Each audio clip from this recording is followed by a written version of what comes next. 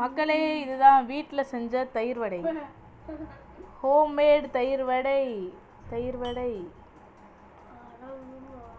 வடை கடையில் வாங்கி, தயிர் நம்ம வீட்டில் செஞ்சது.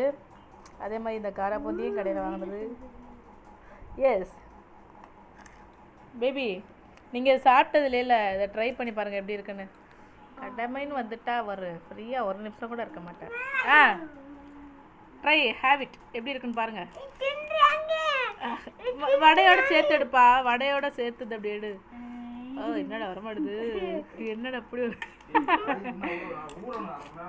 அரை மணி நேரம் ஊறணுமா? இங்கே பாய்ச்சல்ல தர்றாங்க இவங்க, அரை மணி நேரம் எப்படி வெயிட் பண்ணுவாங்க? அந்த காரா பூந்தியோட எடு.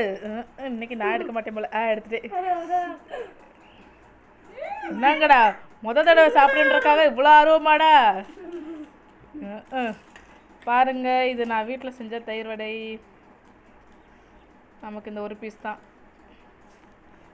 எப்படி இருக்குன்னு சொல்லுங்கடா. மாடு மாதிரி பண்ணிக்கிட்டு இருக்கேன் பாருங்க பேபி. அம்மா பாரு.